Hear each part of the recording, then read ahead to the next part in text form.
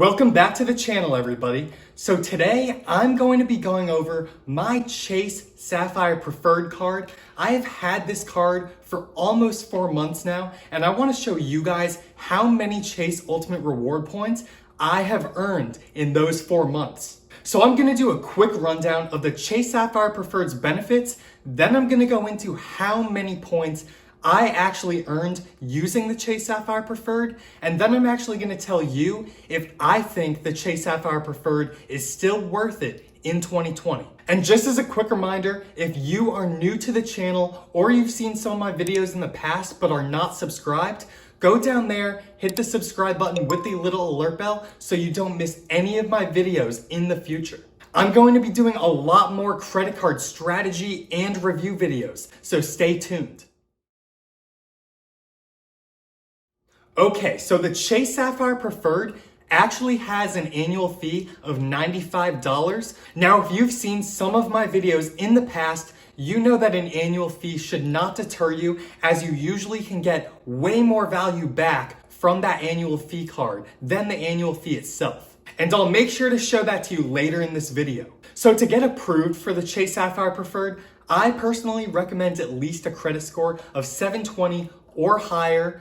Usually people say anywhere from 690 and above. I say 720 or higher because Chase is a little stringent with their approvals, and they either like to see you have a relationship with them before, either having a banking account or a beginner credit card, or you have a very good credit score, 720 or above. So if you're above that, I think you'll be all good to be approved for this card. And just to give you guys some reference, I have around a 770 credit score, and they approved me with a credit line of over $17,000. Okay, now on to the favorite part of my credit card reviews, the sign-up bonus. So the sign-up bonus for this Chase Sapphire Preferred is actually 60,000 points when you spend $4,000 within the first 3 months. So I'm gonna put a referral link down below in the description for you guys to get these 60,000 bonus points from the Chase Sapphire Preferred. Now, you guys would be happy to know that this 60,000 points is worth at a minimum $750 in travel credits. So I'll mention here a little bit about the Chase Ultimate Reward points and how much those points are actually worth, but I have a bunch of other videos actually going in depth and doing the calculations of how you can get better value for your Chase Ultimate Reward points. Basically, with the Chase Sapphire Preferred, there's 2 main ways that you can redeem points for really great travel benefits. The first is going through Chase's travel portal. And with the Chase Sapphire Preferred card, in the travel portal, your points are actually worth 1.25 cents per point. Now, just to get a better grasp of what that means, let's say you have 10,000 Chase Ultimate Reward points. Those 10,000 points would be worth $125 in the Chase Travel Portal. And the Chase Travel Portal is basically like an Expedia, so you can usually book any hotel, any flight through there, and you'll always be able to redeem your Chase Ultimate Reward points. Now, the second and probably more popular way to get more value out of your Chase Ultimate Reward points is transferring them to one of Chase's travel partners. So I'll give you an example. Usually I transfer my Chase Ultimate Reward points to United Airlines because they have a large hub near me. And usually when I transfer my points, it's 1-to-1. So one Chase Ultimate Reward point is going to be worth 1 United mile. But usually with United miles, I can get a better redemption value at anywhere from 1.5 cents per point to 2.0 cents per point plus. Now, it does depend on the fare you're flying. In that case, economy flights, usually you'll get more around the 1.5 cents per points.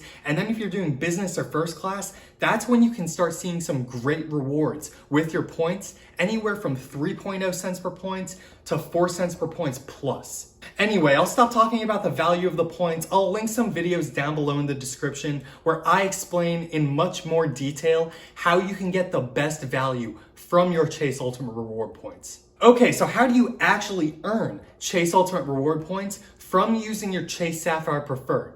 Well, with your Chase Sapphire Preferred, you're going to be getting 2 times the points per dollar on all travel and dining purchases. This means, let's say you go out to a nice restaurant, you pay $200, you're going to be getting 400 Chase Ultimate Reward points in return. And just so you guys know, Chase counts travel as a bunch of things, whether it be tolls, flights, hotel rooms. If you really think it's travel, usually Chase will cover it, and you can go to their website to see their full list of what they count as travel. Now with the Chase Sapphire Preferred, you also get 5 times the points on all Lyft rides. So if you use Lyft, you'll always get 5 times the points per dollar on your purchases. Now because of the times we're in today, Chase is actually doing a special deal with DoorDash and Tock. You'll be getting 5 times the amount of points per dollar on those purchases. And then for any other purchases you make with the Chase Sapphire Preferred, whether it be going to the grocery store or going to get gas, you'll get 1 times the points per dollar. Another great benefit, which I really like, especially right now where everyone is staying at home, having their food delivered or going to get takeout, is the DoorDash Dash Pass. You actually get a free complimentary Dash Pass with your Chase Sapphire Preferred. Now what that is, you basically will get free delivery on many restaurants with DoorDash while making a purchase of $12 or more, and most of the time you're getting $12 or more worth of food anyway, so you'll get your free delivery fee and you'll be getting a reduced service fee. So you know those weird service fees they put on the DoorDash deliveries or Uber Eats, whatever it may be, those fees are usually cut at least in half. So that has saved me a bunch of money using DoorDash. Now there are other great benefits to the Chase Sapphire Preferred, whether it be the no foreign transaction fees or travel insurances, but I'm not gonna cover those in depth in this video because I know you guys wanna know how many points I actually earned with this card. Okay, so first I'm going to bring up my spending for 2020 on my Chase Sapphire Preferred card. So you can see I've spent $5,635 so far. Now usually I do not spend this much money, but I actually just moved into my new apartment this past January, and I had to buy a bunch of things such as furniture, a mattress, and things like that. So that was actually good for me because that allowed me to get my $4,000 spend in those 3 months to be able to get the free 60,000 Chase Ultimate Reward points as a sign-up bonus. Okay, so here's the moment you've been waiting for. I'm gonna put up on the screen how many points I've actually earned using my Chase Sapphire Preferred this year. So you can see on my Chase Sapphire Preferred, I have 67,924 points. And you can see that 2,400 of those points were from travel and dining. Now that value would be more, but I've had to cancel trips, hotels, flights because of the times we're in now. So usually I'd be getting a bit more value from travel, but unfortunately that's not the case. And you can see on every other purchase, I've earned 5,525 points. I have not taken Lyft and I have not ordered DoorDash since they've added the 5 times points for DoorDash. And you can see my all other earnings, 60,000 points. Those 60,000 points were from the sign-up bonus as I spoke to before. And that sign-up bonus is just such a great value. Now, if you think about it, without including the 60,000 bonus points that I earned, those 7,924 points actually come out to a value, if we're doing it on the low end at 1.25 cents per point, that comes out at a value of $98. So right there, even with my little spending this year so far, I've actually recouped all $95 of that annual fee already. Now you may be thinking, okay, Nick, that's really not a lot of points that you've earned so far.